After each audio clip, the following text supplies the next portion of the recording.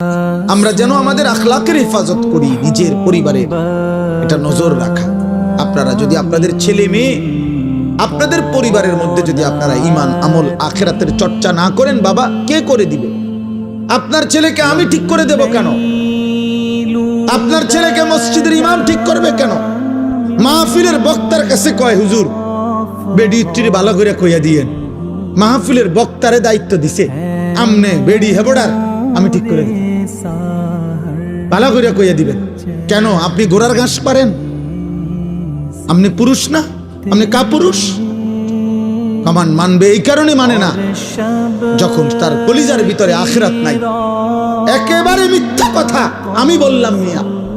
কোন মানুষের কলিজার ভিতরে যদি আখিরাতের ভয় থাকে আর দিলের মধ্যে যদি থাকে, আমার বিবি বাচ্চাকে আমি জাহান্নাম থেকে বাঁচাবোই বাঁচাবো, খোদার কসম একদিন না একদিন চোখের পানি ফেললে, আল্লাহর কাছে আহাজারি করলে, আসমানওয়ালা রব নিজে পরিবর্তন করে দিবে।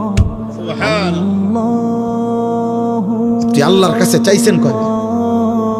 আপনার ছেলেটা যে 365 দিনে একদিনও নামাজ পড়ে না, ফজরের নামাজ কোনোদিন, আপনি আল্লাহর কাছে বলছেন কয়দিন? চোখের পানি ফেলছেন কয়দিন? আপনার স্ত্রী জায়গা 10 বছর ধরে বেপর্দা, আপনি একাকী আল্লাহর কাছে চোখের পানি ফেলছেন কয়দিন? আপনার একটা ছেলে মেয়ে যে আল্লাহর কোরআন পড়তে পারে না, আপনি আল্লাহর কাছে বলছেন কয়দিন? বলেন। হুজুরের কাছে দোয়া চাইছেন কয়দিন? কেবল বিল্ডিং, দালান, খাট, সোফা, জমি, বিদেশ, বাতের থালা, টাকা পয়সা, এটার জন্যই শুধু দোয়া চায়। ছেলেটা বিদেশ যাইব, দোয়া করেন। কুদ্দুস জায়গা লইছি, দোয়া করেন। একটা বিল্ডিং করতে আসি, দোয়া করেন। বাজারে একটা ভিট লইছি, কুদ্দুস দোয়া করেন। একটা মোটরসাইকেল কিনছি, হুজুর দোয়া করেন। ফুলাডার শৈলবালা না, দোয়া করেন। বিদেশে একটু টিয়া পয়সা মাইর খাইয়া গেছে, দোয়া করেন। বিশা নাই হুজুর, দোয়া করেন।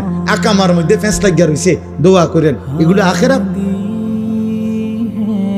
কথা বলেন না কেন? এগুলো আখেরাত?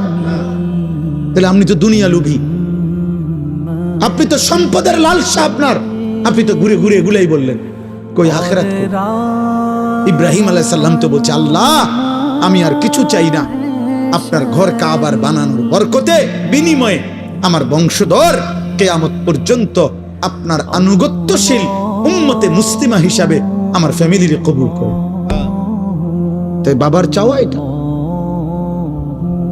বাবার চাওয়া হবে এটা, আল্লাহ আমি দুনিয়া থেকে চলে যাব, বিল্ডিং থাকবে না, ওরা পারলে করবে, কিন্তু আমার বংশধর যেন কিয়ামত পর্যন্ত আপনাকে চেনে।